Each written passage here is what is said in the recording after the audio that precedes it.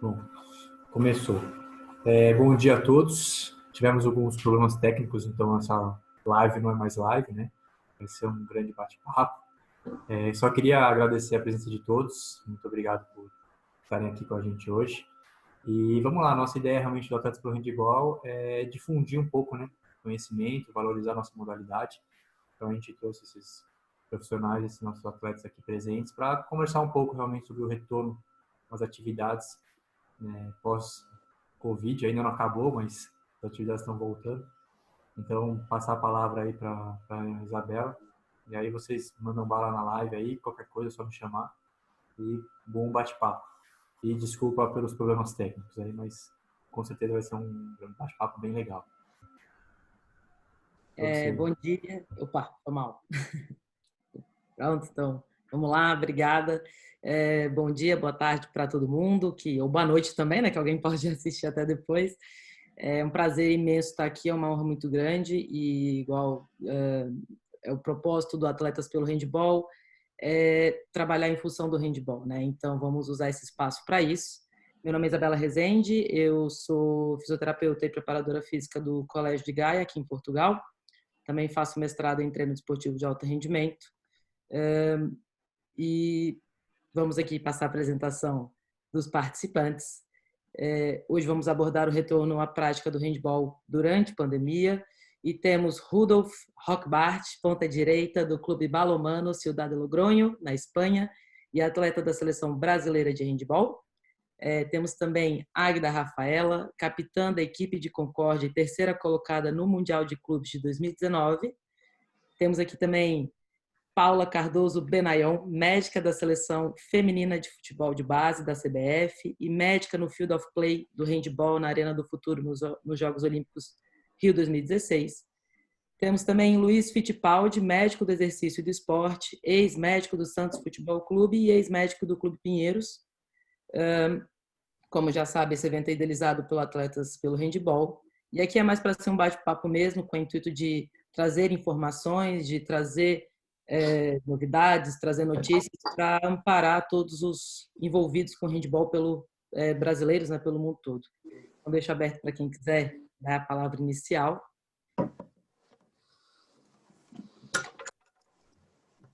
Então, vamos lá, quem é que vai começar? Deixa que eu comece então, vai. Primeiro, obrigado pelo convite. Atletas pelo Handball sempre fazendo atividades muito legais, ainda mais nesse período de pandemia. Estão conseguindo interagir bastante com a galera, isso está sendo bem importante agora nesse período.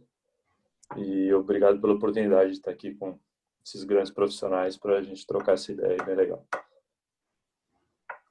Tudo bem. Então, vou começar então já o jogo de perguntas. O que vocês acham? Então, vamos lá. Como tivemos um probleminha técnico, vamos já começar com algumas perguntas que tínhamos pensado. Vou começar com uma pergunta para o doutor Luiz. Luiz, você esteve recentemente ligado ao futebol profissional no Santos. Como é que foi essa experiência de retornar à atividade nessa modalidade durante o Covid? Isabela, bom dia. Paulinha, bom dia, colega de longa data, Rudolf, Agda. Agradecer ao pessoal do Atletas pelo Handebol, particularmente a Ana Romancini, fisioterapeuta do Pinheiros, que a gente teve a oportunidade de trabalhar. Isabela, vou bater o centro, né, dar o pontapé inicial aí nesse tema, porque, como você falou recentemente, eu estive trabalhando no futebol, desde a temporada 2019 estava lá no Santos. A gente entrou em 2020 com todas as atividades realizadas de maneira normal, né, do que a gente chamava de normal. E quando chegamos em março, houve a comunicação por parte da autoridade de futebol do país, em que todas as atividades, todas as modalidades coletivas seriam interrompidas naquele momento. Todo esse preparo, e aí estou querendo realmente ser bem objetivo para a gente começar a centrar as coisas no retorno à atividade, especificamente o handebol, todo o preparo que foi feito dentro do futebol para o retorno dessa modalidade, ou seja, quem acabou atravessando primeiro isso daí, envolveu essencialmente alguns aspectos técnicos relativos à segurança dos atletas, à segurança dos familiares dos atletas e também éticos dentro de um componente de uma pandemia, de uma doença que mata atualmente no país, algo em torno de 1.000 a 1.200 pessoas por dia, e um contexto em que, como você iria retornar a uma modalidade coletiva, com aspirações e com pressões financeiras absurdas, visto que uma folha salarial de uma equipe de Série A oscila entre 1,5 milhão e 3 milhões de reais, que um determinado atleta pode receber 200 mil, 400 mil ou 1 milhão no mês. Então, essa interrupção, do ponto de vista financeiro, foi muito danosa aos clubes, a ponto de que essa pressão, tanto dos clubes quanto das federações, fizeram com que comitês médicos fossem criados para que houvesse um ambiente minimamente seguro de retorno. Esse ambiente minimamente seguro, ele começou a beber da inspiração das fontes das pessoas que estavam atravessando primeiro isso, que especificamente foram a Liga Alemã e a Liga Italiana de Futebol. A Bundesliga, né, que é a federação, é o campeonato organizado pela Federação Alemã, ela preconizou que a capacidade de testagem e essencialmente de rastreio desses atletas, ela fosse suficientemente suportiva, suficientemente boa, a ponto de que houvesse um ambiente seguro, isolando aquele atleta desde o momento da chegada dele ao estacionamento do clube. Vamos supor, um protocolo criado pelos clubes levava a seguinte situação: um determinado atleta chegava e só 10 minutos depois outro atleta podia chegar, e depois 10 minutos após outro atleta podia chegar. Esses atletas já viriam de suas casas, nos seus carros, equipados com suas vestimentas para utilização, visto que não se utilizaria a lavanderia do clube, não se utilizaria o refeitório para tomar um café da manhã ou para almoço. Ou seja, o grande objetivo era isolar cada atleta ao máximo possível, fazer com que essas atividades fossem divididas por campos e por horários, e isso eu vou falar da Alemanha, mais especificamente do país, aqui no Brasil, quando foi determinado o retorno. E essa divisão por horários obedecia um certo isolamento em relação aos atletas, ou seja, inicialmente os trabalhos eram individuais, certo? Seguindo um pouquinho até do que o próprio pessoal do handebol está passando agora, fazendo um trabalho online, fazendo um trabalho com agachamento, com pliometria, enfim. Na seguinte semana, esses atletas começaram a ser organizados em trios, depois em grupos de 6 atletas, depois na metade do grupo e, posteriormente, com o grupo por inteiro. Sendo esse protocolo seguido por mais ou menos 6 semanas de progressão. Ou seja, a partir da 6ª semana na Alemanha, esses atletas começaram a trabalhar conjuntamente. Tá? Segundo aspecto, já até entregando a palavra, o segundo aspecto envolvia, como eu falei, uma capacidade de testagem mais agressiva. Por que eu estou falando isso? Especificamente porque a gente está falando de handebol, eu tive a oportunidade de trabalhar no handebol no Pinheiros, tive a oportunidade, para falar a verdade, de trabalhar no Pinheiros de forma geral, e eu sei o que é o futebol e o suporte financeiro que ele recebe e o que é o esporte olímpico, especificamente falando do país. Na Alemanha, eles fizeram uma formulação que envolvia a seguinte situação: o governo só liberaria o retorno à atividade, à prática do futebol profissional, se a capacidade de testagem de uma cidade não excedesse algo em torno de 0,4 a 0,5 da capacidade de testagem de toda a população. Ou seja, vou dar um exemplo aqui, a cidade de Leverkusen deve ter 300 mil pessoas. Então, essa capacidade de testagem, ela deveria fazer o seguinte: beleza, vamos fazer 3 mil testes. Ok. O Leverkusen, o Bayer Leverkusen, a equipe da cidade, ela pode ter quantos testes? Ele vai fazer quantos testes nessas 6 semanas? Eles vão fazer entre familiares e atletas, eles vão fazer 300 testes. Ok, 300 testes ultrapassam a nossa capacidade, então vocês não vão voltar. E aí o que é que o Leverkusen fazia?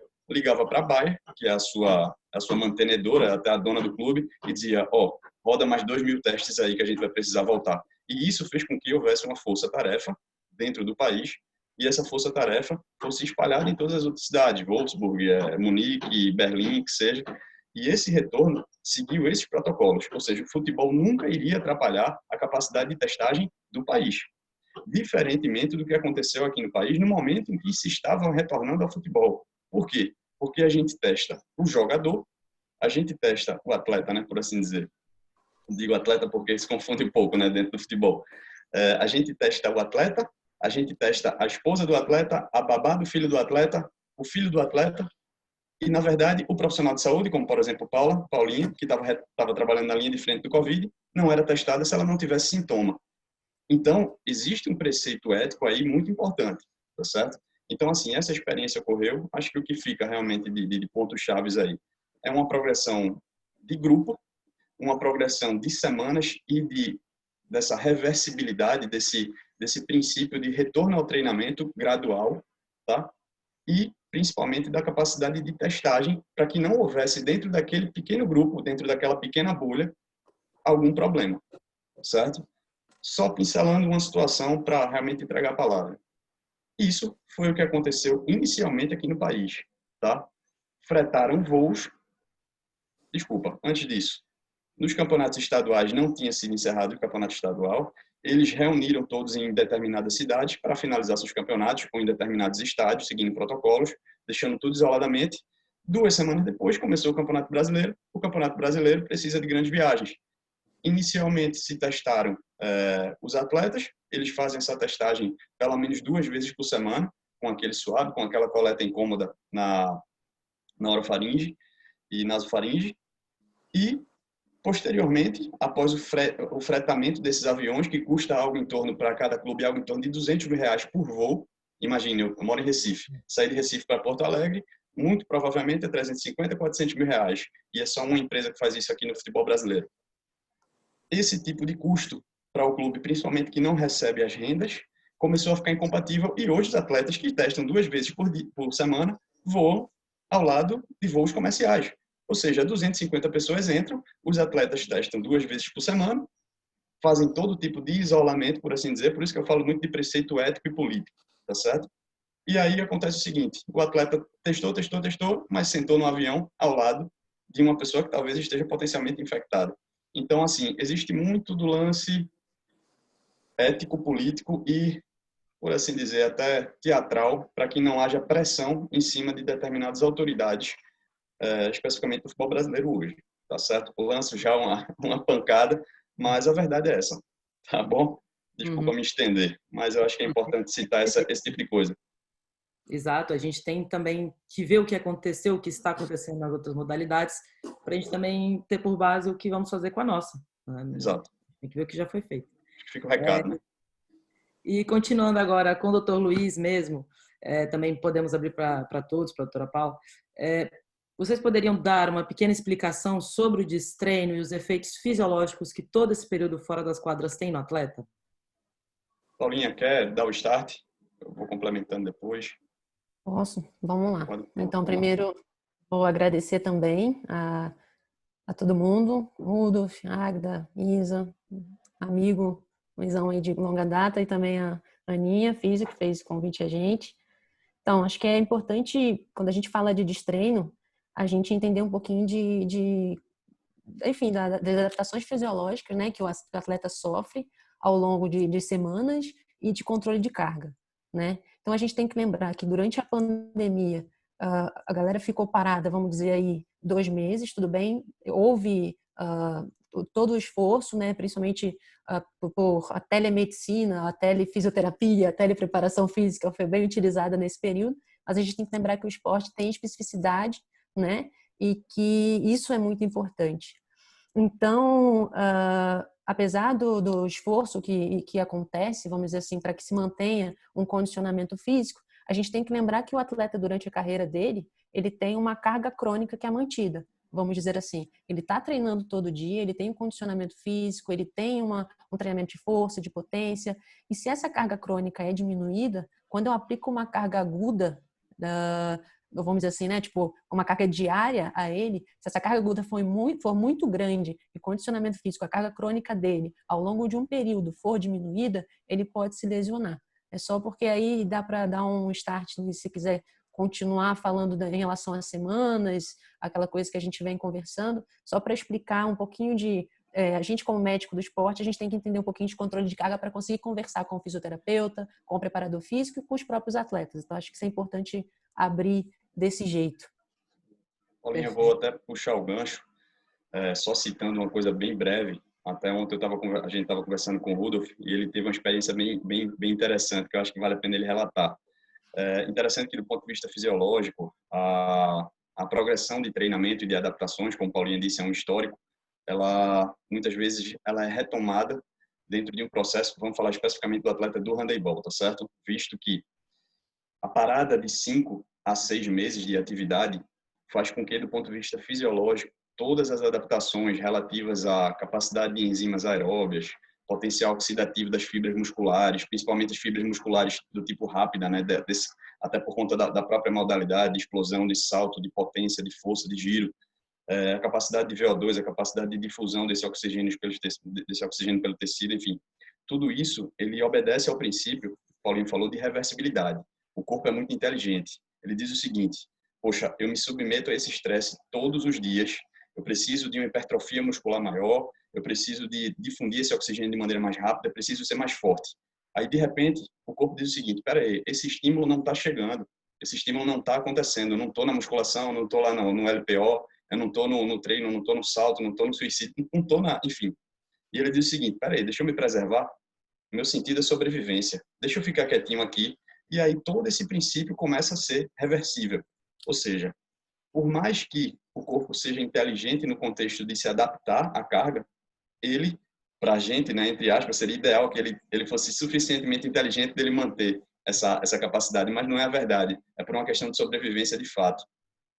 Mas esse princípio de treinamento, esse princípio de reversibilidade, ele leva a uma situação extremamente interessante, porque nesse retorno específico, ele acaba gerando algo em torno de um período de 1, 2 ou 3 meses, visto que a gente idealmente necessitaria de algo em torno de 12 semanas para um retorno gradual, retorno gradativo de atividades, de readaptações, que essas 12 semanas permitissem que toda essa carga ela readaptasse o corpo de maneira saudável, que todas as articulações, que toda essa parte neural, que toda essa parte motora, que é, entre aspas, do que se chama de memória muscular, na verdade a gente prefere chamar de memória celular do atleta, que ela vá retornando e que o atleta não sofra tanto com a carga, com as dores musculares pós-treinos, e que esse treinamento que ele fez, principalmente para não ter parado, ele respeite o princípio de especificidade do treino, foi o que o Paulinho falou.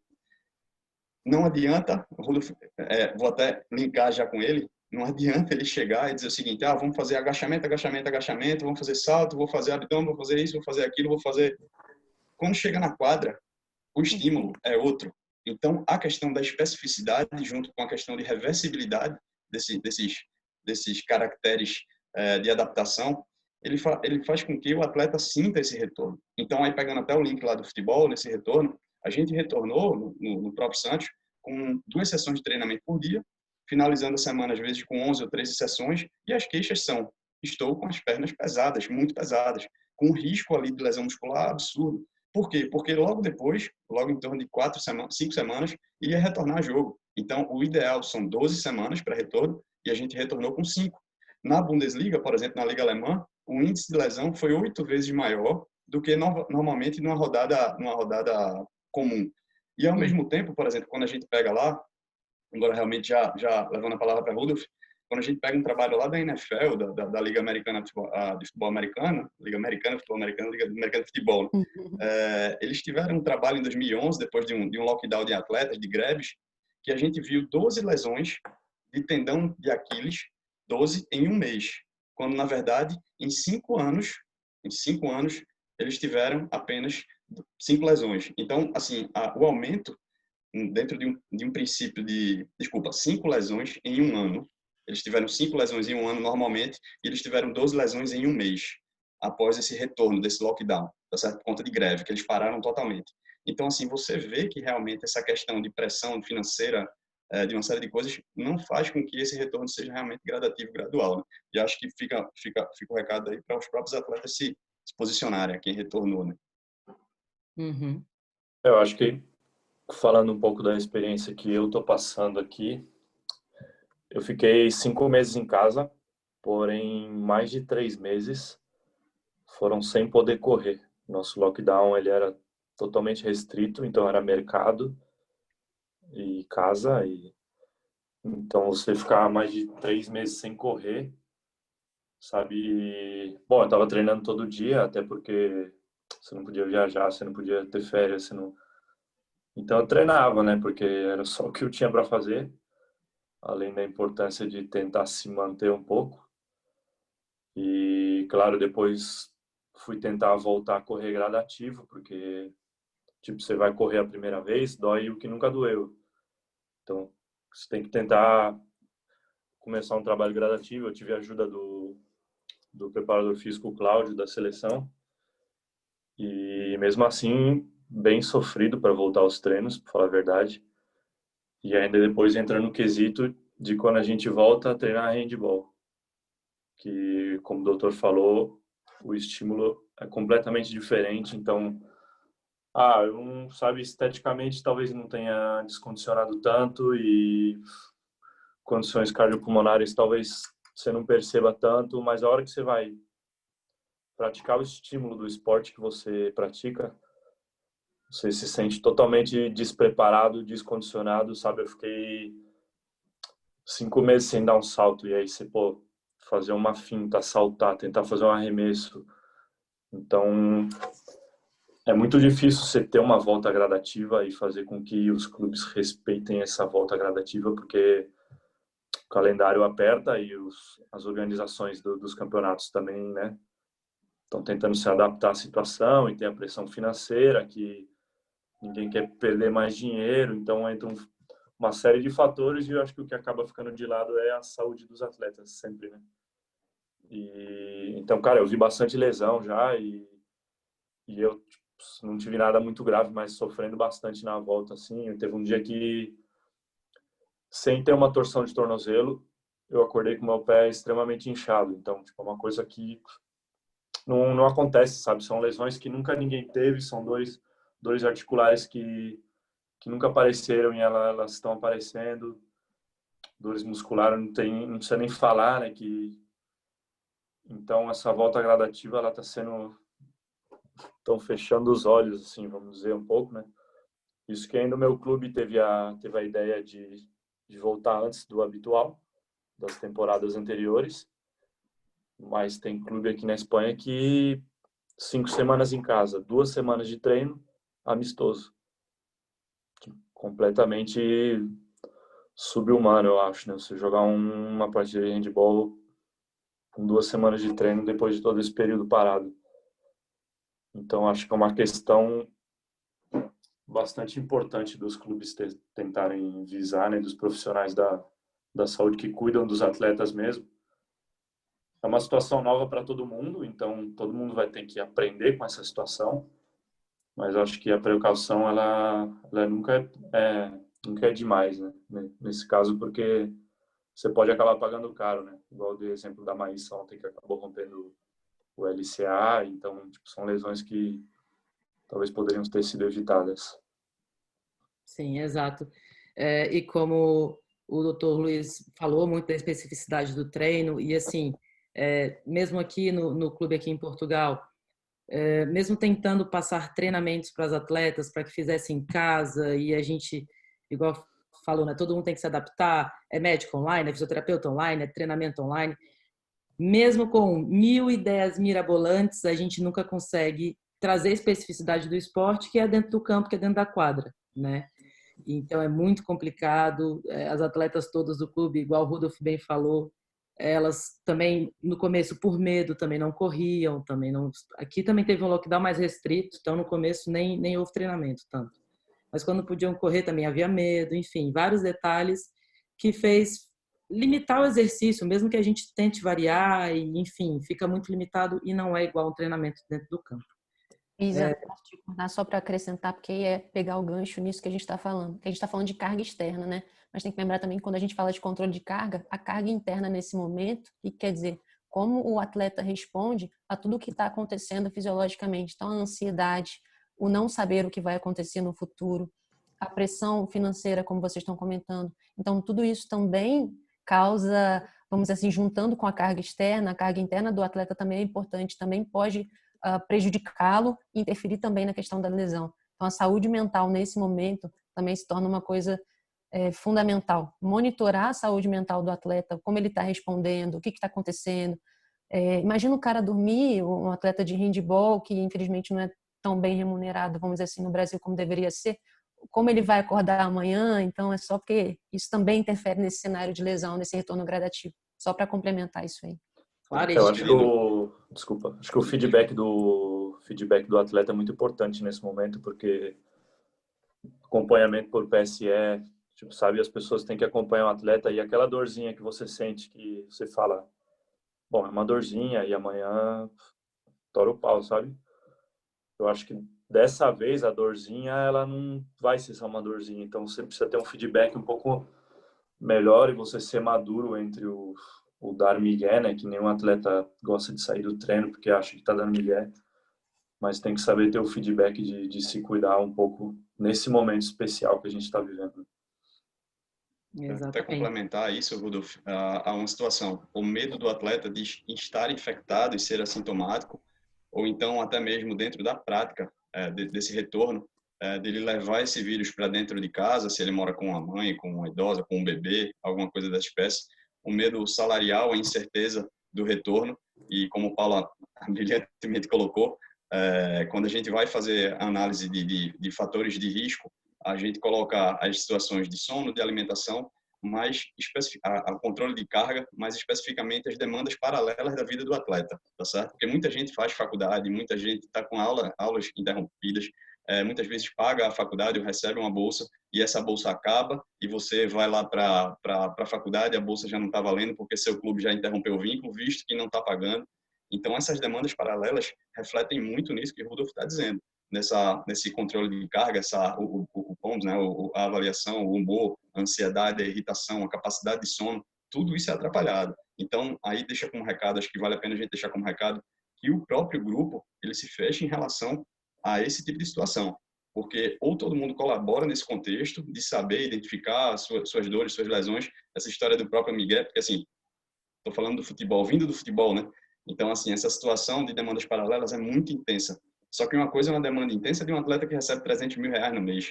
Outra coisa é uma demanda muito intensa de um atleta que recebe 1.500, 800, 1.200.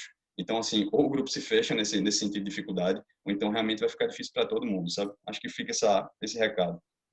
E aproveitando o gancho aí também, que essa era uma das perguntas que a gente até iria aprofundar, essa questão da interferência da vida pessoal e profissional do atleta, tanto na disponibilidade psicológica, disponibilidade física, né, se sentir fisicamente bem e predisposto para treinar, como é que isso interfere na rotina do treino? Isso os médicos aqui podem também referir de uma forma mais aprofundada. Como é que isso causa lesão ou influencia a ter mais lesão, a vida pessoal e profissional?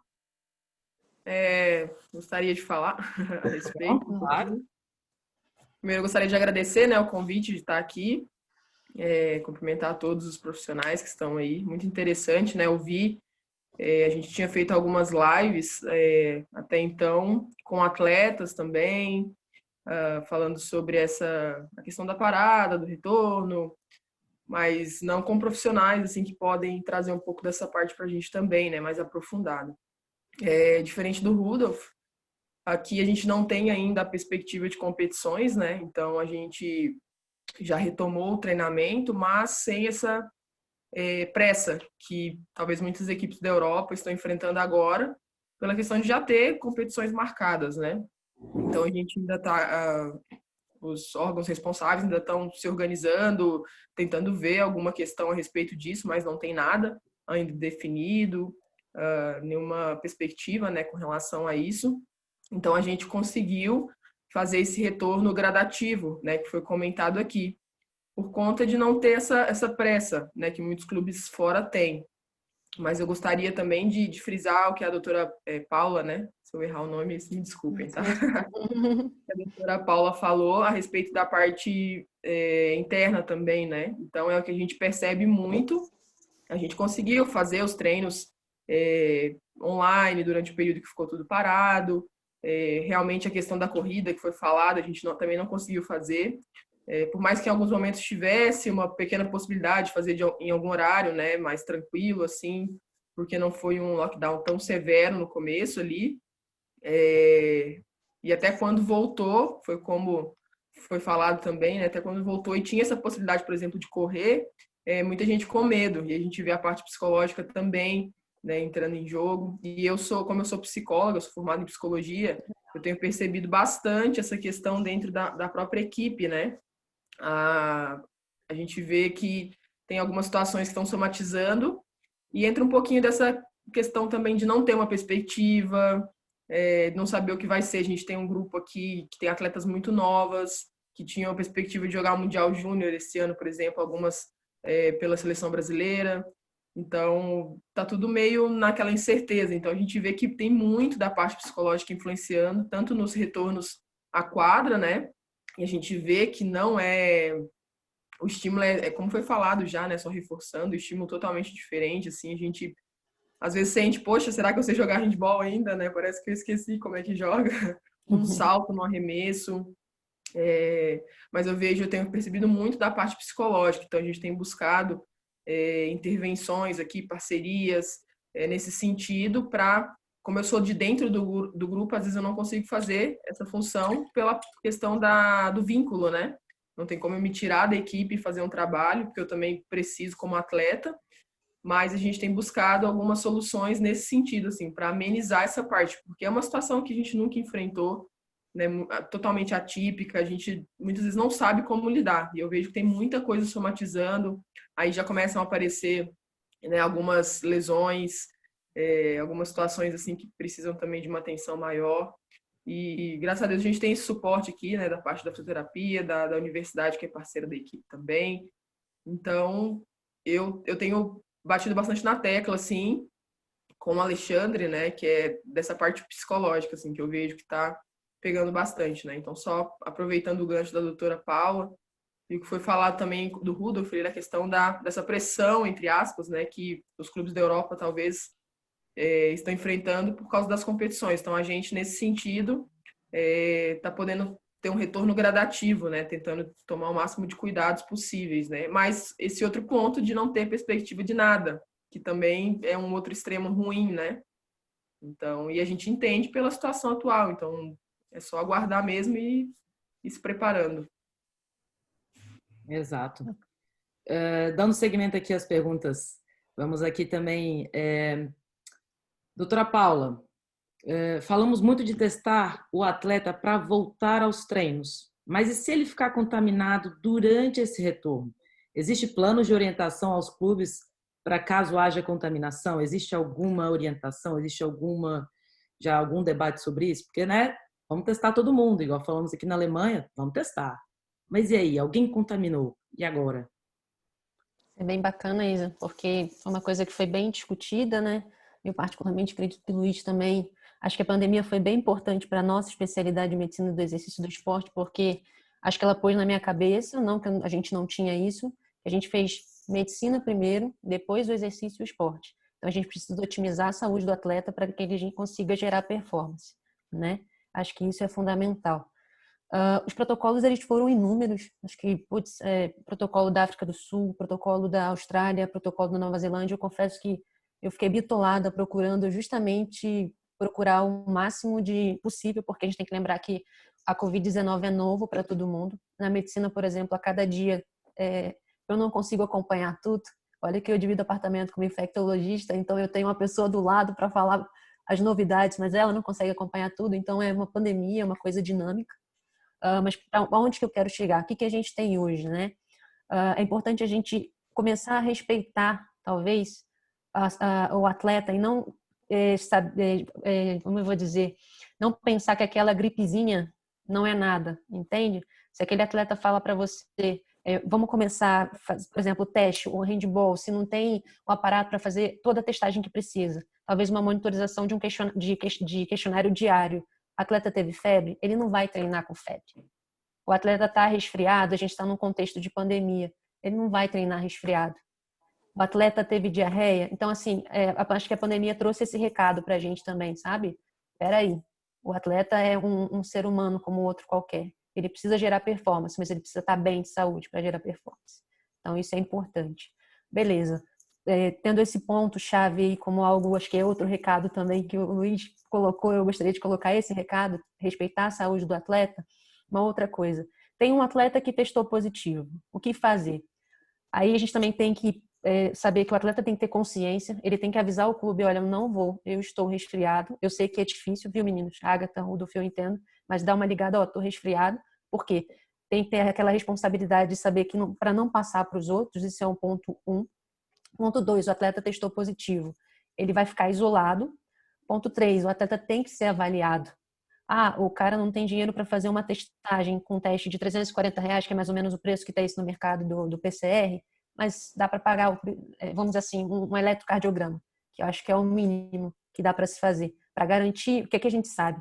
O SARS-CoV-2, que é o vírus que, né, do Covid-19, ele tem predileção pelo que a gente chama de ECA, que é um receptor no qual ele entra na célula, então ele tem uma predileção maior pelo miocárdio, que é justamente o tecido do coração. Então tem associação com miocardite, tem sido visto mais ou menos 20% dentro dos pacientes que estão hospitalizados, tá? Como o Luiz falou, eu tive a oportunidade de trabalhar na linha de frente, então acabei vendo bastante paciente doente, mas me preocupa muito o atleta em si. A gente não sabe se no assintomático acontece isso, creio que não, porque tem muita relação com a carga viral, ou seja, quanto mais sintoma tem, mais grave ele está, mais risco ele tem de ter uma infecção do coração. Mas a gente está falando de atleta de alto rendimento, que a gente sabe que alto rendimento não é saúde. Então ele trabalha no limite o tempo inteiro. Então a gente precisa assegurar essas condições de saúde para ele. Então, assim, voltando ao ponto, esse atleta testou positivo, fez uma sorologia ou teve a suspeita de Covid, né? Parou de sentir cheiro, parou de sentir gosto, não conseguiu testar, isola esse cara. Depois, antes dele voltar para a quadra, faz uma avaliação com o médico do esporte, com o cardiologista, com o ortopedista, o médico do clube, antes dele voltar. Beleza, ele voltou, Isa, voltando, existem complicações tardias do Covid. A gente sabe hoje que o Covid ele pode gerar 2 a 3 meses de cansaço. O atleta conhece o corpo dele, ele sabe que ele está cansando mais em quadra, avisa para o treinador, avisa para o médico, eu estou cansando, porque ele pode desenvolver, a gente ainda, como eu falei, a gente ainda não sabe, ainda não tem estudos a longo prazo, tá saindo, isso aí tá, o COI inclusive lançou uma página super legal, acho que é bacana deixar esse recado aqui, na qual ele atualiza a cada 2, 3 semanas, ele tem isso, é uma parte médica. Eu sei que muito clube, às vezes, não tem, né, a possibilidade de ter um médico junto, e o fisioterapeuta acaba fazendo esse papel. A Agatha é muito bacana saber que ela fez psicologia. Então, assim, dá para ter esse esclarecimento. Percebeu que aquele cara está falando, putz, eu estou mais cansado? Vale a pena fazer uma espirometria, uma ergospirometria, para ver, putz, esse cansaço é só do descondicionamento, que a gente tem que lembrar disso. Vai ser difícil para a gente, médico, também. Ele está cansando só porque ele está descondicionado, ou ele está cansando porque ele teve um Covid? Então, assim, acho que é outro recado, a avaliação médica. Não dá mais para a gente achar que, beleza, dá um atestado aí. E isso na medicina esportiva já é debatido há muito tempo. Mas não dá mais para ser assim. O cara tá gripado, toma um remedinho e vai treinar. O cara teve uma diarreia, vai tomar um remedinho e vai treinar. Tem que ter segurança para gerar performance. A saúde gera performance. Perfeito. Então, Luiz, quer complementar? Acho que vale muito a conscientizar os atletas também sobre a importância de dar o feedback, de não mentir, né? Você tá com dor de garganta, não mente, sabe, para treinar. Fala, velho, tô com dor de garganta, porque você vai prejudicar todo mundo. Conscientizar o atleta da vida fora da quadra. Então, é ruim, sabe? Todo mundo quer ter uma vida extra quadra. Porém, acho que é o momento de você, sabe, quadra, casa e se cuidar.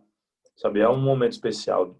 Você não pode ser egoísta de falar, bom, eu preciso ir no bar, eu preciso qualquer coisa, ir no restaurante. Então, acho que conscientizar o atleta de que ele se contagiar por descuido, ele vai estar prejudicando muita gente. Então, é importante esse lado também dos atletas. Parabenizar também a colocação de Rudolf, mas até dentro daquele contexto do grupo se ajudar, sabe? Do grupo se ajudar. Existe a questão de competitividade interna, que eu sempre brincava, assim, talvez até maior do que a competitividade em quadra de campo do adversário. A questão da posição, a questão, enfim, tem uma série de outras situações.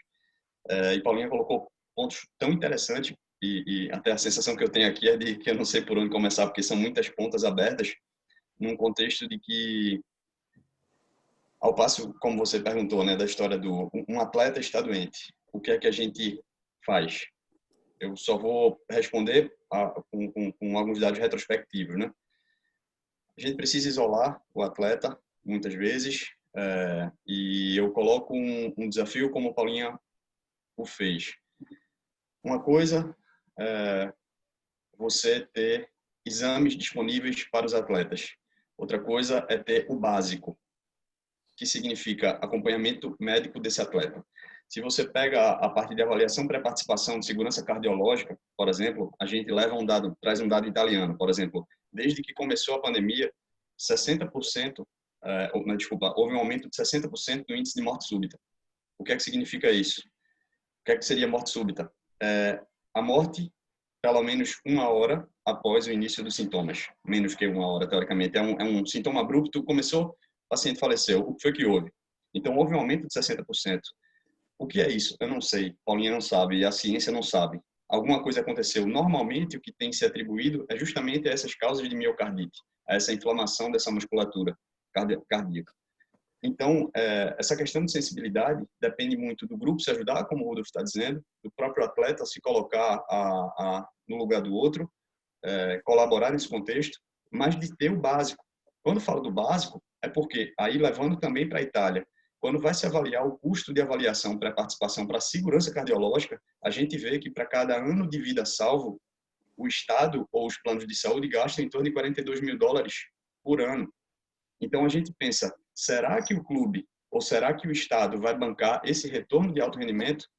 Vou ser muito sincero, não vai bancar. Ele não vai pensar, por exemplo, se a vida de Rudolf ou a vida de Agda, ele vai dizer o seguinte, esse ano de vida salvo vale $42 mil, eles não estão nem aí. É isso que eu estou querendo colocar a situação. A Paulinha acho que está sendo mais amorosa, eu estou sendo meio o carrasco aqui da coisa, mas acho que ela concorda. Só que, finalizando isso que eu estou querendo colocar, é que o básico tem que ser respeitado, a avaliação médica tem que ser respeitada, o acompanhamento intra-equipe tem que ser respeitado. Houve o sintoma, houve a testagem. Só traçando um paralelo em relação à própria testagem, tá certo?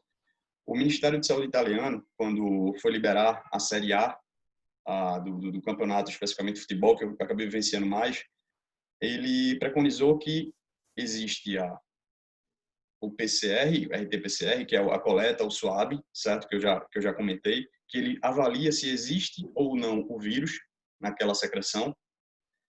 Posteriormente, ele faz um exame de sorologia, que ele avalia se há aquela, entre aspas, a cicatriz, que a gente chama da fração IgM e IgG. O IgM seria justamente essa infecção teoricamente ativa, o IgG seria do contato que houve com uma carga viral. Então, por exemplo, vou trazer de novo para a realidade do Santos. 4 atletas hoje estão IgG positivos. Então, esses atletas a gente não está testando mais em relação a essa sorologia. A gente já sabe que é IgG, está lá a cicatriz. E olhe que a capacidade de teste é meio incerta. Teve atleta lá do Goiás que deu positivo, uma semana depois deu negativo, outra semana deu positivo. Aí, de repente, tinha 8 atletas que não podiam entrar em campo no domingo contra o São Paulo. Tá? Por isso que eu estou dizendo, a gente meio que foi na frente, então é bom a gente passar essa experiência. Mas, na hora que se faz um teste rápido e você vê se esse atleta tem ou não, a gente não pode, ao certo, confiar somente nos exames, apesar de saber que eles existem, tá certo? Mas o básico seria, pelo menos, o acompanhamento médico, a parte clínica. O que foi que aconteceu nesse período, Rudolf? O que foi que aconteceu nesse período, Agda? Você está sentindo alguma coisa? Houve algum sintoma? Algum contactante seu? Alguém que você se relaciona? Um pai, uma mãe, um filho, que seja. Alguém teve esse sintoma? Vamos rastrear. Vamos fazer uma ausculta cardiológica. Vamos avaliar como está essa pressão. O que é a parte clínica? Finalizada a parte clínica, aí a gente pode lançar mão desses exames. Porque eu estou dizendo, é questão de recurso. Vai se destinar tanto recurso para o handebol? A gente fica se perguntando. Na minha opinião, é quase que uma questão de a gente sobrevive ou a gente... E é a tal história. Está se tocando o barco enquanto não acontece nada. A verdade é essa. Quando, na verdade, as próprias federações poderiam se colocar de maneira um pouco mais robusta para que houvesse esse perfil mínimo de segurança. Tá certo? Finalizando isso tudo. Como eu falei da história do Ministério Italiano, eles fazem essa testagem a parte de secreção e sanguínea, fazem, principalmente para atletas que foram IgG positivo, apresentam essa cicatriz, a parte de ergometria, ou seja, o teste ergométrico, um ecocardiograma para avaliação, como Paulinha disse, porque a miocardite pode alterar esses dados, e a espirometria para avaliação de como está essa capacidade ventilatória do atleta, porque é muito comum, como Paulinha colocou, que esse atleta perca um pouco dessa função, tá certo? Então, esse foi o kit básico para eles iniciarem lá. Aqui a gente não teve isso. Aqui só teve essa testagem, tá certo? Então, assim, só respondendo, o que o atleta acaba fazendo é isso. O básico, que eu acho que todo mundo, como atletas pelo handebol, tem que brigar, é acompanhamento médico. Ponto. Clínico. É inseguro, é até danoso vocês iniciarem ou reiniciarem treinamento sem uma avaliação médica decente. Isso é inadmissível, tá certo? Eu falo especificamente do Pinheiros porque eu conheço quem está lá e eu sei que o pessoal é sério o suficiente para fazer essa avaliação. Mas já me preocupo se isso pode acontecer em outros clubes, entendeu? Acho Mas que aí é o capítulo à parte. A gente teve um recém-fato na CBHB, que foi uma eleição de comissão de atletas para brigar pelos nossos direitos, então é uma coisa bastante positiva. E eu acho que é muito importante essa comissão, ela agora está brigando pelos direitos mínimos, né, os nossos direitos sanitários, para essa volta de você ter o básico para voltar, né? Então, muito importante os atletas não se submeterem a algo que vai se colocar em risco. É difícil falar isso porque é o seu emprego e você tem conta para pagar, então o cara vai falar vai e você vai ficar no impasse, né? Mas eu acho que seria bem legal também agora a gente ter essa comissão de atletas que pode brigar pela gente fora das 4 linhas aí, uma coisa positiva talvez. Sim. E eu ia, igual o Dr. Luiz falou, várias pontinhas aqui que a gente podia entrar 1000 assuntos e além. Mas eu também, aproveitando, né, a Águida psicóloga, não só atleta, mas também psicóloga, que a gente falou agora dessa questão do atleta ficou infectado, ficou doente durante os treinos. Vocês aí no Brasil, tem algum relato, vocês que já retornaram, mesmo que seja um retorno progressivo, mesmo que seja um retorno, né, mais lento, mais gradual, tem algum relato do medo das atletas durante esses treinos? Já comentou um pouquinho, né, das atletas que tinham perspectivas de jogar mundial e não vão mais jogar, mas assim, com relação ao medo da doença em si, e também, não sei se podemos debater isso, mas quais foram os procedimentos, igual já falaram aqui, da importância do médico ou dessa avaliação clínica antes do retorno. Os atletas agora, a Águida, o Rudolf, podiam comentar um pouco como é que foi essa rotina do retorno, como é que foi a parte clínica, teve apoio médico, não teve, fez exame, não fez, enfim. Agora, Águida, como é que foi aí no Brasilzão? A respeito dessa questão do medo, a gente tem uma diferença aqui, porque algumas atletas, né, uma boa parte não é daqui, né, especificamente Concórdia. Então, algumas de nós, algumas das meninas da equipe são de cidades vizinhas aqui, cidades próximas, algumas conseguiram, quando teve a quarentena, ficar em casa. Eu e mais algumas atletas, a gente acabou ficando em Concórdia, porque a gente mora um pouco mais longe, né? Eu sou de Minas, tinha algumas aqui que são do Nordeste, do Rio de Janeiro, algumas cidades um pouco mais distantes. A gente acabou ficando durante esse período. E as meninas estão retornando agora, mas a gente vê, nesse sentido do retorno em si, eu não vejo medo nelas, no sentido de que, assim, a gente foi orientado durante todo esse período de quarentena, de que ficou parada, a gente foi muito bem orientada aqui pelo clube, pelos profissionais que fazem parte do clube, a respeito desse contato, de respeitar, porque no começo a gente, algumas, né, até pela pouca idade, às vezes encaram como uma férias, né, um período que já vai ficar em casa, não tem aula, né, algumas estão em escola ainda, né, inclusive. Então, foi trabalhado bastante essa questão, gente, é algo sério, a gente tem que respeitar, como o Rudolf falou da conscientização dos atletas, né?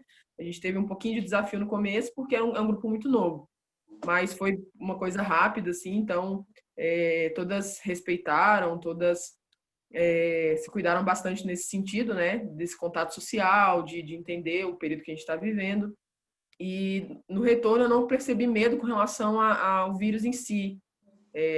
Estava todo mundo muito ansioso para voltar a treinar, né? Então, a gente foi amparado aqui com todos os cuidados. O nosso protocolo aqui, o municipal, ele não exigia, por exemplo, os testes para retorno. A gente retornou tem pouco tempo, né? Foi mês passado. Então, ele não exigia o teste para retorno. né? Mas a gente teve todos os cuidados na quadra com relação à medição de temperatura, troca de calçados, de roupas, divisão de bolas, de espaço na quadra, porque a gente voltou aos poucos, né? Então a gente estava fazendo alguns trabalhos individuais também para se readaptar.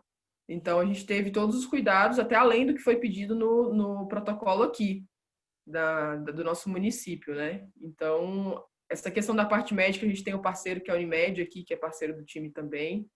Então a gente está sempre... O nosso fisioterapeuta que tem um contato muito bom com os médicos aqui da cidade, então ele está sempre direcionando a respeito disso, né? O Alessandro Vernizzi, que ele já foi parte da Secretaria da Saúde aqui da cidade, então ele tem um contato muito bom, então ele está sempre direcionando nessa parte. A gente não tem um médico específico do clube, mas a gente está sempre tendo acompanhamento desses médicos da cidade que tem esse relacionamento bom, tanto com o Alessandro quanto com a nossa equipe. O projeto, como é uma cidade pequena, eles apoiam bastante, né? Então, a gente tem essa facilidade nesse sentido, né? De poder ter esse acompanhamento disponível aí pra gente.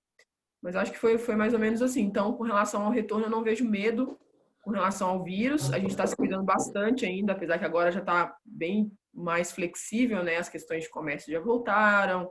Então, a gente pode, por exemplo, só os espaços públicos mesmo, que não estão tão ativos assim, mas a gente já pode correr em algum espaço, por exemplo, né, fazendo o treino aeróbico. A gente tem o próprio treino da quadra que retornou. Então eu vejo nas meninas assim, a expectativa de voltar era grande, porém voltamos para quê? Né? Então está sendo gerada em nós essa conscientização de que o atleta é a vida do atleta. Então independente se tem competição agora ou não, que é bem ruim, a gente tem que continuar se cuidando na parte física, parte psicológica. Então, agora, nesse sentido, a gente está vendo essa desmotivação pela questão da não competição, né? Só que é um dualismo, né? Porque a gente entende que é uma questão mundial, né? Por mais que a gente sofra de não ter competições, a gente entende que está muito além, né, de nós, e isso tá uma questão de saúde a nível mundial. Então, ao mesmo tempo que a gente quer muito, a gente entende, a gente tem que entender, né? Porque não é uma brincadeira. Então, acho que essa questão na parte psicológica é o que está pegando mais, não ter essa perspectiva de competição. Com né? certeza. Aqui mesmo, trazendo um exemplo prático aqui, no começo da pandemia, ainda havia possibilidade de voltar ao Campeonato Português, né, o Campeonato Nacional. Então, a gente manteve um treinamento elevado para fazer em casa, só que a partir do momento que falaram que não haveria continuidade da competição, que seriam encerradas as atividades, né, e que elas ficariam uns 2 meses sem ter uma competição, a taxa de assiduidade dos treinos em casa, olha, sumiu praticamente. No começo era uma coisa, ok, igual você falou, elas entenderam que era uma necessidade de manter o condicionamento esportivo, mas tinha também uma meta, tinha um objetivo, havia uma perspectiva de volta. A partir do momento que cancelou o campeonato, é muito difícil ter a motivação para, no meio de uma pandemia, não, eu realmente vou dedicar esse tempo para treinamento, vou fazer a 1000, enfim. Então, essa motivação foi muito sentida, e quando falta um objetivo é muito complicado. Mas o esporte competitivo coletivo, né? É muito complicado. Mas o Rudolf também queria escutar um pouquinho, que você compartilhasse como é que foi aí na Espanha, como é que foram os procedimentos clínicos, médicos para esse retorno. Então, aqui o que aconteceu é que eu acho que eles foram pegos um pouco de surpresa, porque eles imaginavam que a volta à pré-temporada, à nova temporada, as coisas iam estar mais tranquilas, e realmente a Espanha vinha muito bem, reduzindo o número de casos e controlando. Então eles meio que se programaram para uma coisa que vai dar certo, sabe? Então a gente voltou e a gente fez um exame de sorologia, todo mundo quando chegou. E aí a partir desse momento a gente já começou a treinar normal, todo mundo junto. E aí, claro, tem os procedimentos de cuidado, de prevenção, de álcool e a máscara, e entrar e não pode ficar no vestiário, o normal de todos os clubes.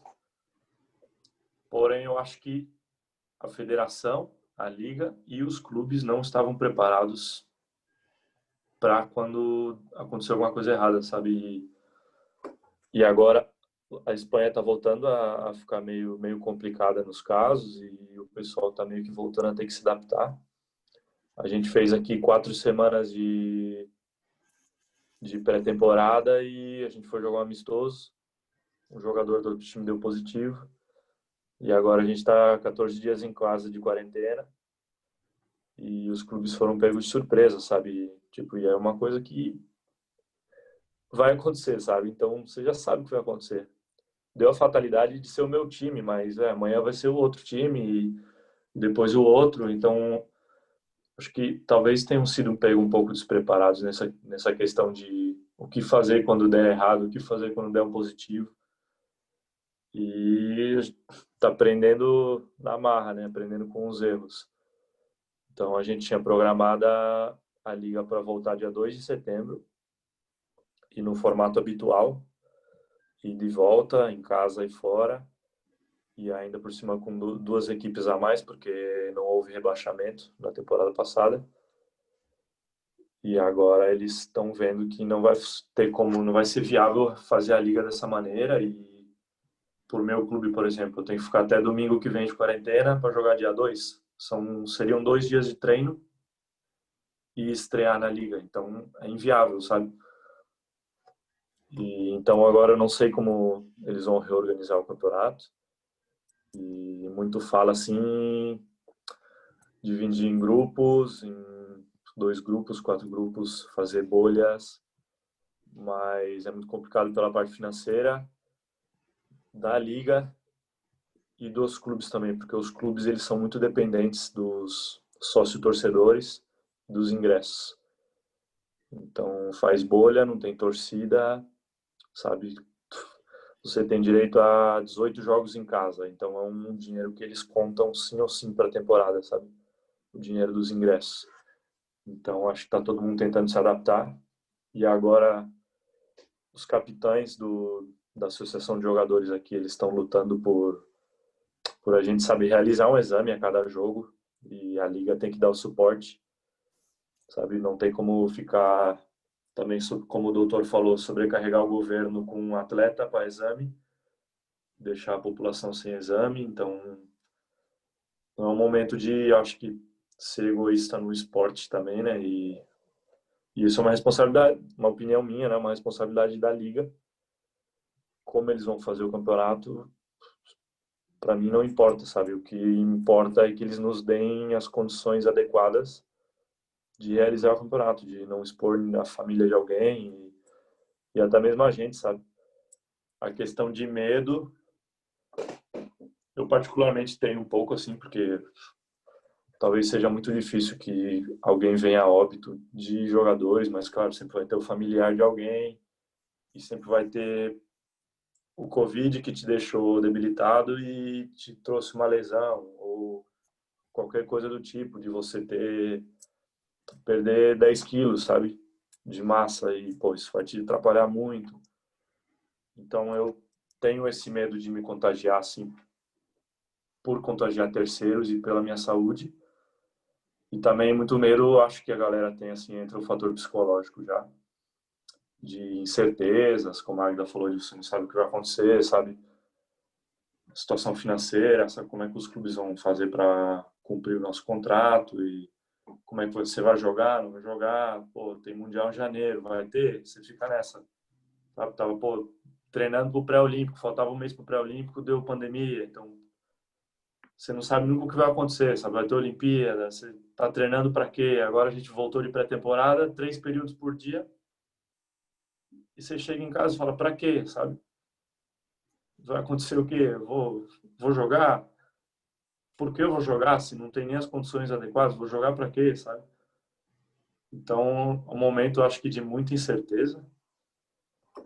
E, bom, mas como a Agda falou, a gente tem que entender a situação, né? E não tem muito o que fazer. Você tem que ir trabalhar, se cuidar, torcer para as coisas resolverem o quanto antes e estar preparado psicologicamente, fisicamente, da melhor maneira possível para quando você tiver que jogar, quando você tiver que treinar. Não tem muito para onde fugir. Certo. queria compartilhar só uma situação também, volto a dizer, e peço desculpa por estar falando tanto de outro esporte, mas como exemplo de alguém que veio antes, né? Há 2 semanas atrás, 8 atletas de uma equipe foi disputar um jogo no domingo pela manhã, foi removido porque 8 atletas tiveram o PCR positivo. Mudou-se o protocolo da CBF, descentralizando a testagem de um determinado hospital de São Paulo para outros hospitais pelo país, certo? Para outros laboratórios pelo país. No entanto, vou pegar o exemplo do que aconteceu com a equipe do Rudolf. Um atleta da outra equipe foi positivo. Ok. A equipe dele, por determinação, precisou ficar em quarentena. Aqui, essa equipe que há 2 semanas já teve esse tipo de problema, ou seja, todo mundo treina junto, jogou na semana passada, na quarta-feira. Entendeu? Então, assim, existem dois perfis. Na hora que a gente fala da pandemia, da doença em si, o grande objetivo do isolamento é em razão da desaceleração porque a infectividade é muito alta e, consequentemente, o sistema de saúde teria que ser suficientemente robusto para suportar a quantidade de gente doente, certo? Principalmente em relação aos respiradores, enfim.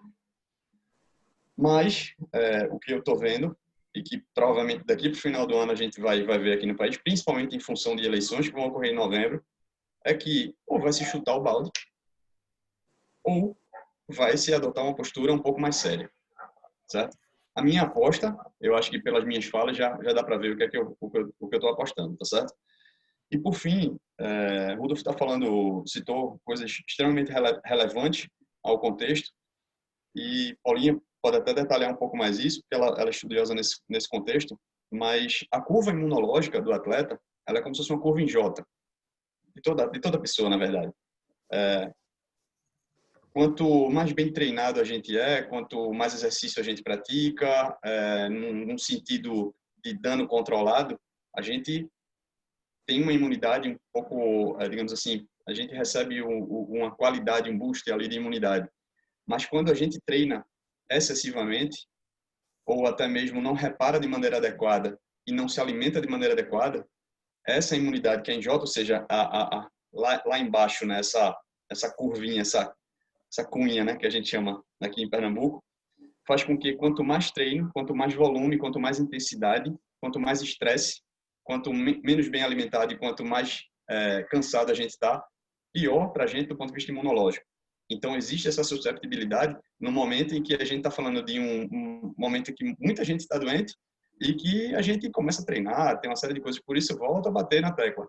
Alimentação, sono, suplementação, o que é necessário, não é o caso para hoje da gente detalhar isso, mas cuidado e colaboração, entendeu? É o mínimo, porque é o que a gente falou, questão de sobrevivência aí no caso, sabe? Dizer para você que eu quero ver um Rudolf voltar para o Brasil, para jogar aqui do lado, no clube aqui do lado, não, eu quero que ele continue na Espanha, que ele progrida, que ele continue bem, que seleção, que volte tudo com segurança.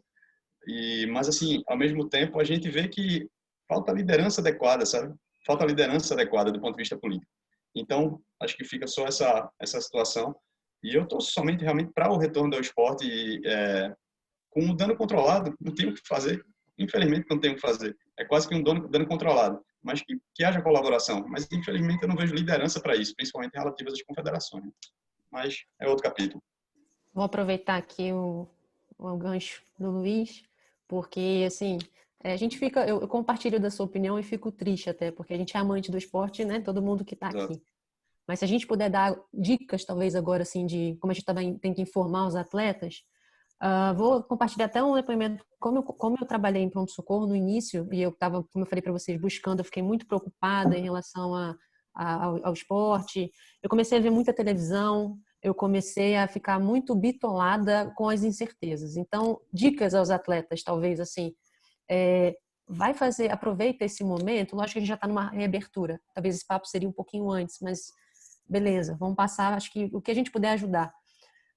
Tenta fazer coisas nesse período, se reinventar, coisas que vocês gostam de fazer, lógico, o treino é fundamental, porque você tem que manter essa carga, para você não se lesionar, como o Rodolfo falou, como o Luiz, Águida, como a gente está comentando, a Isabela que, né, faz o caso ilustrado aí.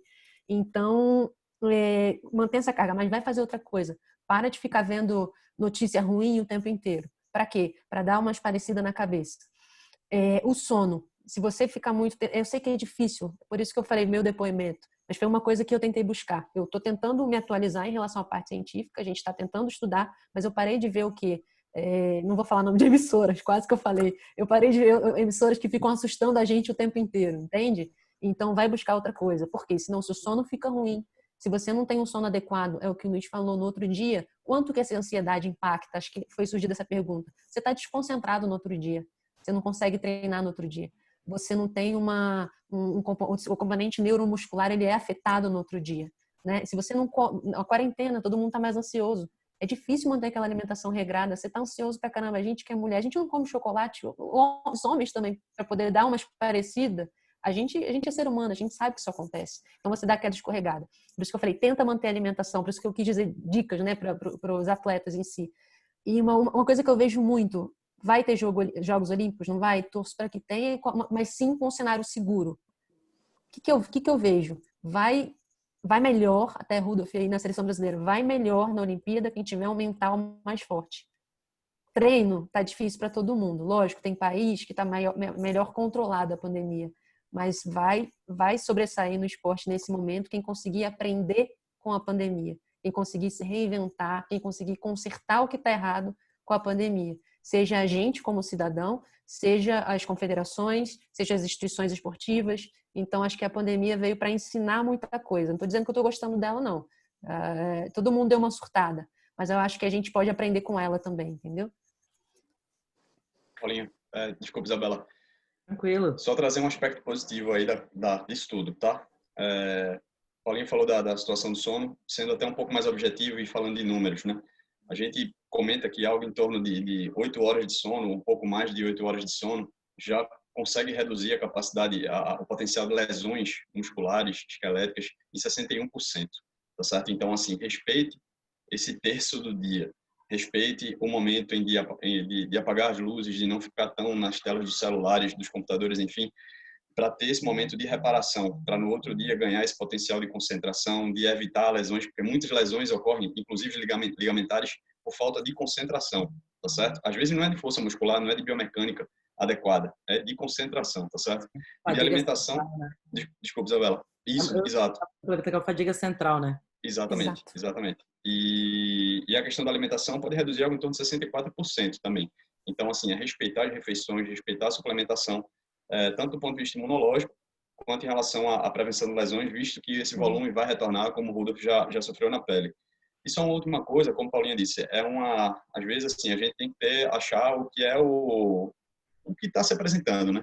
Então, assim, o descanso em si, só sendo justo, esses treinamentos que estão sendo feitos online, em casa, sozinhos, enfim, não tem essa especificidade, mas eles são como se fosse uma oportunidade de, tudo bem, descer, sim, mas descer de alguma maneira engrenado, sem ser na banguela, né, como a gente chama, sem descer em desabalada carreira.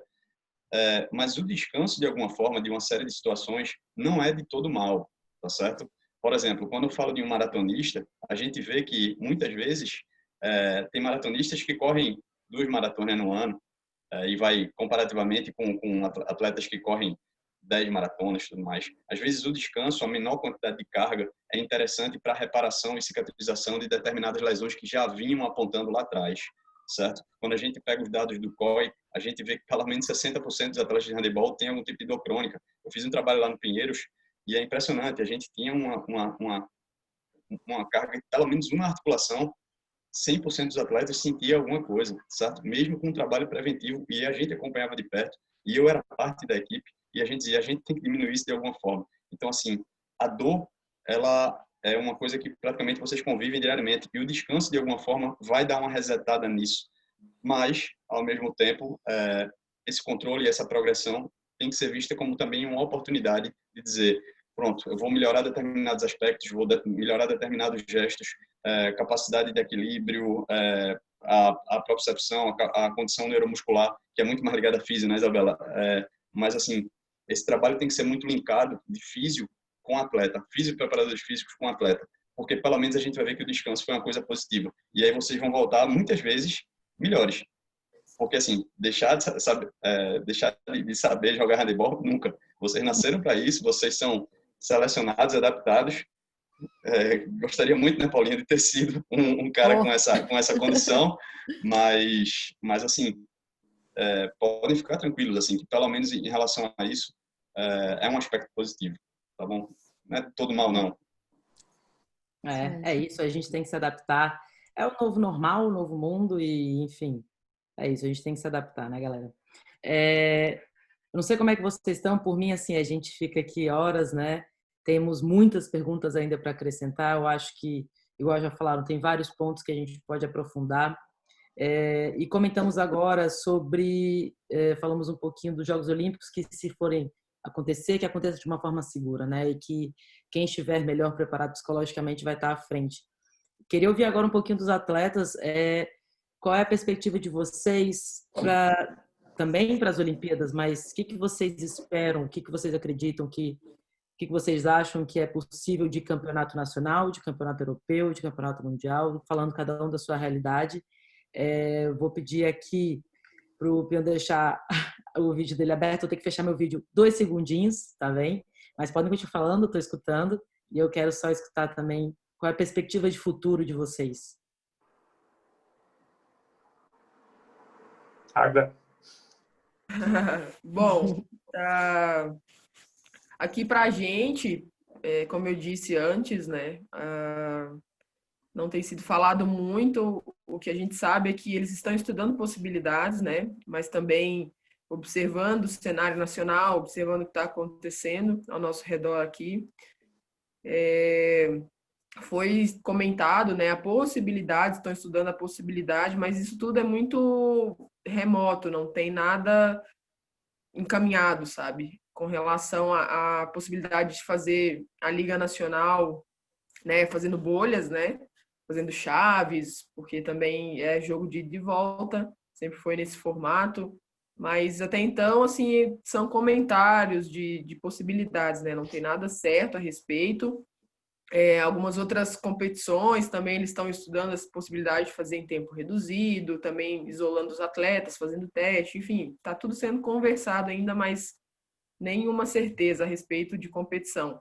Porém, a gente tem trabalhado muito, a gente tem tentado focar bastante assim em pontos individuais que precisam ser trabalhados e melhorados. A gente tem trabalhado muito a questão da parte psicológica também, tem buscado trabalhar muito a parte da questão psicológica também, tentando usar esse tempo, como foi falado aí, né? Vamos usar essa situação, tentar extrair algo positivo disso, né? Então tem sido uma oportunidade de trabalhar aspectos individuais também que estavam precisando há muito tempo e por causa talvez da correria, da rotina, a gente não conseguia muito dar atenção àquilo, mas a gente está sempre tentando. O Alexandre tem falado muito nisso, né? Vocês são atletas, ele tem tentado fazer até um papel de psicólogo em alguns momentos, né? Motivar a gente a não desanimar, não desmotivar, a ter as melhores perspectivas, as melhores ter esperança com relação ao futuro, né? Então a gente tem, como eu falei numa outra live que a gente participou, tentado manter a chama acesa, né? De que as coisas vão melhorar, de que de alguma forma a gente vai conseguir jogar seguro, também não representando risco para ninguém que a gente ama. Então a gente está tentando sempre manter, como é muito falado, o pensamento positivo, né? Com relação a tudo isso, mesmo sem essas perspectivas mais certas, né? Então acho que a gente está tentando ir dessa forma, seguir, né? Trabalhando o que precisa, lapidando o que precisa, que já durante anos talvez a gente precisasse, mas talvez não tivesse tanto tempo, e aproveitando para trabalhar outras questões também, como a parte psicológica, emocional, e mantendo essa questão de uma motivar a outra. A parte da comissão também está fazendo um excelente trabalho nesse sentido com a gente, né? De estar ali juntos, estar trabalhando, estar conversando, recebendo nosso feedback também todo o tempo. Então a gente está tentando se unir nesse sentido, né? De manter a chama acesa e na esperança de que as coisas vão melhorar e que a gente vai conseguir conciliar todas essas situações, né? Então acho que seria mais isso. E com relação acho que seria isso, não vou falar mais, já falei demais. Passar a palavra para o Rudolf aí. Aqui, bom, o Campeonato Espanhol eu já comentei um pouco, né, de como a gente tá tudo muito incerto. Meu time, ele tinha vaga para jogar a Copa da Europa e ele abriu mão de jogar. E eu acho que foi coerente, porque, sabe, você viajar de país e trocar de país e nesse momento agora, e eu sinceramente eu acho que essa Copa ela vai acabar nem acontecendo. Então acho que eu acabei concordando com a decisão do meu clube de abrir mão, porque era inviável. E teria Mundial em Egito com a seleção, e o Egito está divulgando vídeo do campeonato e está falando que vai ter, mas vai saber, né? Acho que eles estão bem otimistas, mas eu não tô tanto assim, não. E acho que como sonho ideal que eu vejo, assim, como a Águida falou, de manter a chama acesa, eu acho que eu penso muito na Olimpíada. Eu acho que se tiver a Olimpíada vai tudo ter valido a pena, assim. Eu não digo nem como, claro que como atleta é meu sonho e seria fantástico, mas eu digo que como mundo, eu acho que o espírito olímpico teria tudo para, sabe, levantar todo mundo assim, e de mundo ideal, tô falando do mundo ideal, né, de ter a vacina, tá todo mundo vacinado, todo mundo Olimpíada e tudo muito bonito. Então eu acho que isso seria um sonho ideal para mim, assim, eu estando na Olimpíada ou não, até porque não dá para saber se vou estar convocado, não dá para saber nem se o handebol masculino vai participar, porque a gente tem que jogar o pré-olímpico ainda. Mas eu acho que como esperança, assim, é o que eu tenho de maior, sabe? O que eu penso, se tiver a Olimpíada, vale a pena, sabe? Se o meu clube não me pagar e tiver a Olimpíada, vale a pena. Se ficar de quarentena mais 2 meses e tiver a Olimpíada, valeu a pena. Se não tiver, eu vou ter que mudar meu argumento. Mas por enquanto eu tô me abastecendo muito com isso, assim, de imaginando tudo acontecendo lá e o mundo dando uma voltinha por cima, assim. Realmente, eu acho que acho que ele também o próprio Comitê Olímpico tem mudado, quando tomou a decisão de adiar e depois divulgou a nova data, etc. Acho que eles até estão trazendo uma nova logo, um novo marketing, que as Olimpíadas vão ser muito além do resultado desportivo.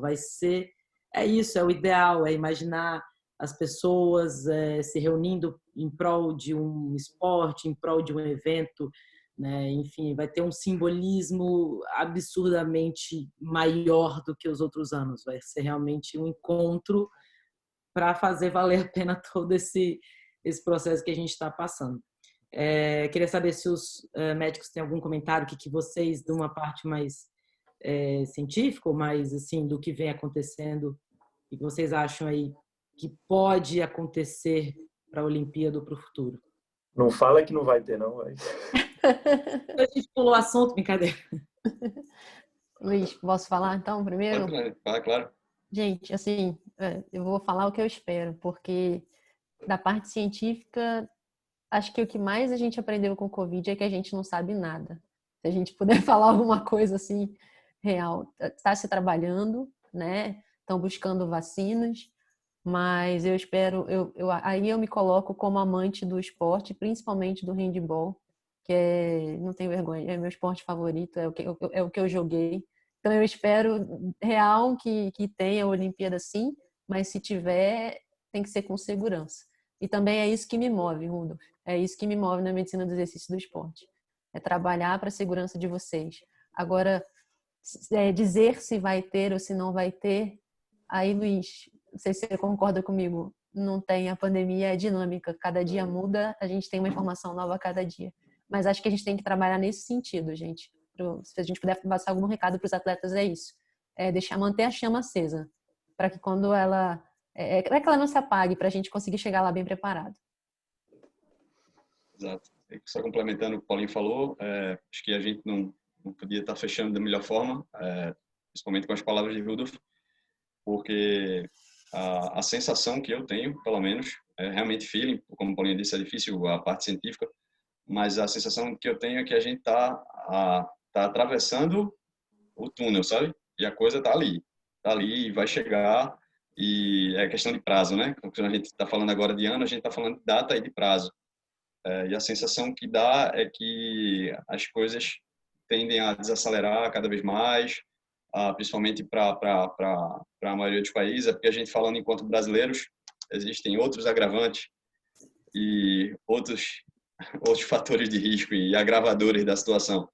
Mas a sensação realmente que dá é que a gente está chegando lá e que vai dar certo. E que vai dar certo porque aí vamos falar especificamente de pessoas, né? Vai dar certo porque tem gente feito vocês que estão olhando para dentro, que estão tentando difundir informações, estão tentando investir em educação, que são atletas de altíssimo nível, que são realmente pessoas selecionadas para realizar sonhos pessoais, obviamente, mas que, como Isabela disse, são pessoas que vão ser representantes de uma celebração em breve. Então, é como o Rodolfo disse, tudo faz sentido.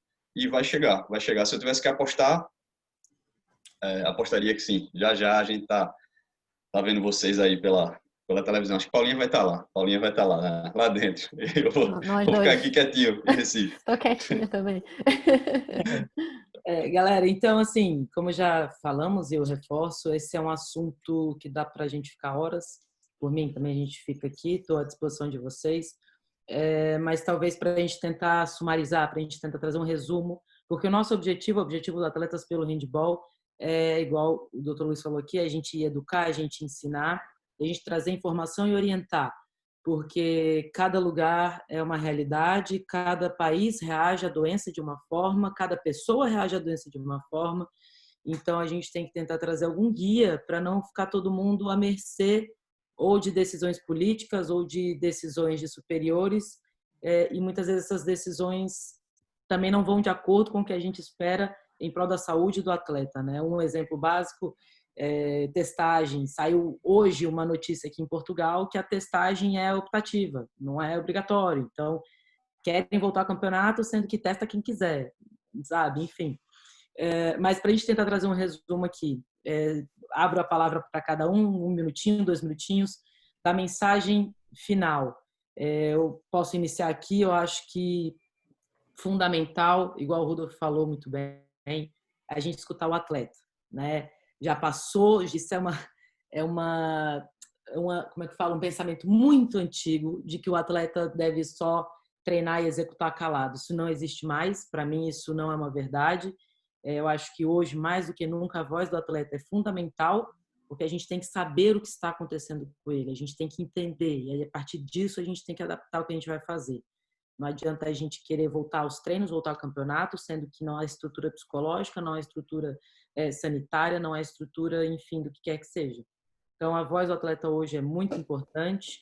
Para os treinadores, fisioterapeutas, preparadores físicos que estejam nos assistindo, façam, monitorem os seus atletas e, graças a Deus, eu comecei a isso no clube já tem um ano, que é o PSE e o Roper Index, enfim, são questionários que você pergunta qualidade de sono, nível de fadiga, dor muscular, enfim, a gente tem que saber como é que está o atleta e existem opções baratas, práticas e fáceis. Então, tudo que a gente puder saber hoje, vamos fazer. Tá? Agora eu passo a palavra para cada um de vocês para dar um breve resumo do que a gente pode orientar os nossos colegas, nossos parceiros. Bom, eu gostaria... Agra, vai, bora. Eu gostaria de agradecer, né, novamente também pela iniciativa do Atletas pelo Handball de fazer esse momento. Como a doutora Paula também falou, foi muito bem colocado, a questão do boom de informações que a gente está tendo, é live disso, live daquilo, sem contar notícias, né, em si. E muitas vezes isso deu uma sobrecarregada, assim, no sentido de às vezes era uma live que tu sentava ali, sei lá, fechava a câmera, ficava ouvindo, assim, sem muito compromisso, porque não tinha a oportunidade da gente dar o nosso feedback, a oportunidade de ter essa interação. Então, acho que a live fica muito mais produtiva quando a gente faz essa conversa, interação, né? Tanto os profissionais que assistirem da parte médica, fisioterapeutas, a parte de comissão técnica, quanto os atletas vão se sentir representados nesse momento, né? Então, acho muito, muito interessante isso. E eu quero agradecer também por essa parte que foi tão bem colocada, né, pelos médicos, essas dicas que trouxeram para a gente. É claro que muitas dessas coisas a gente escuta, né, o pessoal da comissão falando, mas talvez de um aspecto mais científico do que foi colocado também, né, das experiências. Então, a gente tudo bem para agregar, né, tudo bem para somar muito. Então, eu queria agradecer o convite por participar, agradecer vocês pela contribuição também e deixar esse recado aí, né? Se eu pudesse deixar um recado para o pessoal que vai assistir, que está assistindo, mantenham a chama acesa, né? Vamos ter um pensamento positivo a respeito disso, como o doutor falou. Vamos apostar que tudo vai dar certo, porque isso eu creio também que vai acontecer, né? Então, muito obrigado aí, pessoal.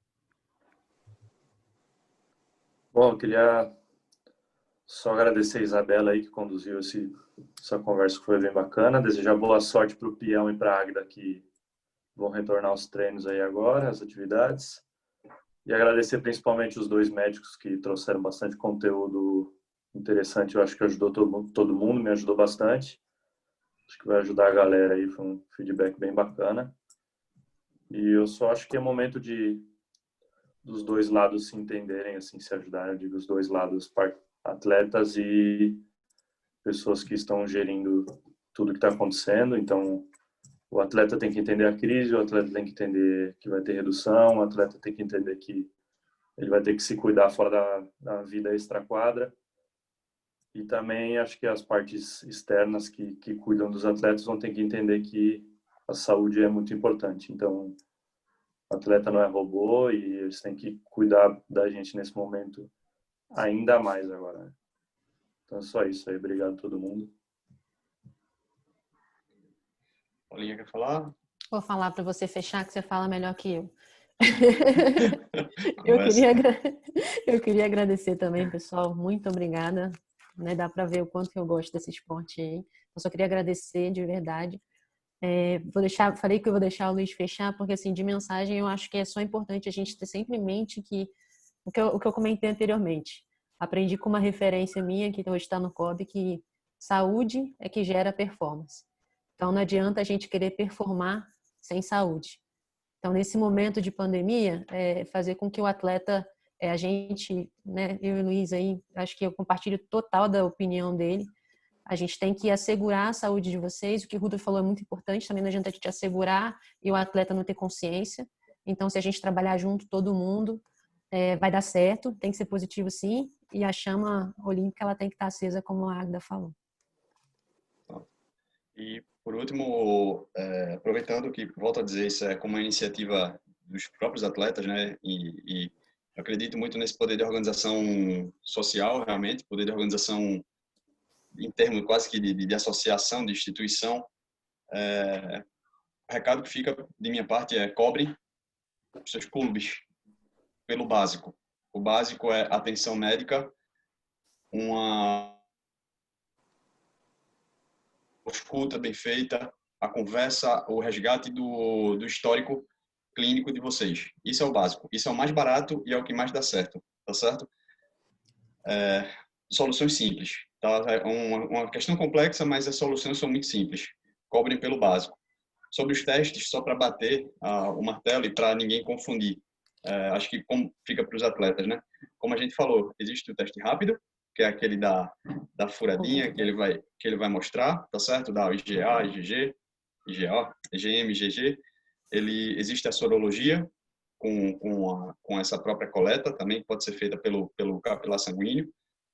E que demora um pouquinho mais, que envolve em torno de 7 dias. E do PCR, que aí em relação ao contato e ao sintoma, né? Que é justamente para avaliação do vírus, tá certo? Ali nessa coleta.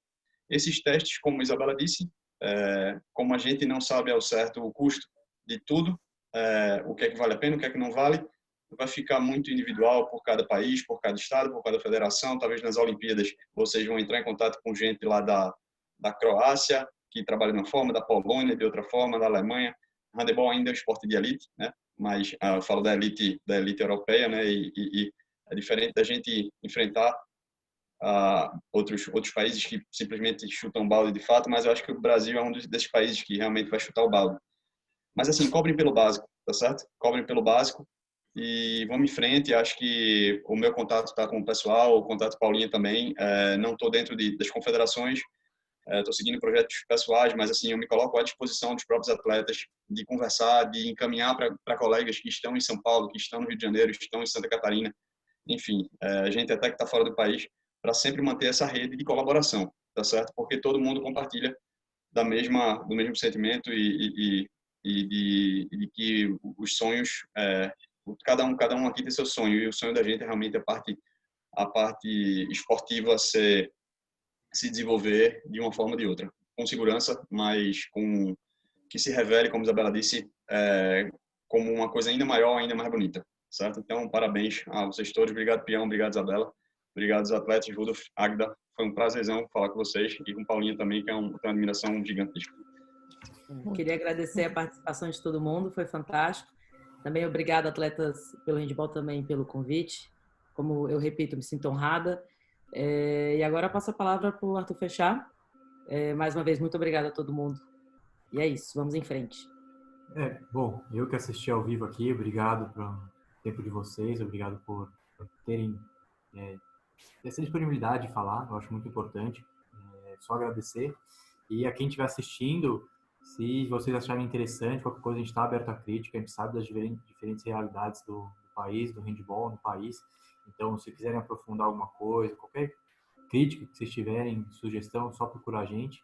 Mais uma vez, obrigado aos profissionais que estão aqui hoje. E é isso, vamos continuar trabalhando. Desculpa pelos problemas técnicos, mas também é tudo muito novo para a gente. Então, obrigado e bom domingo a todos aí. Ou sábado, né? Desculpa. Valeu, pessoal. Beleza.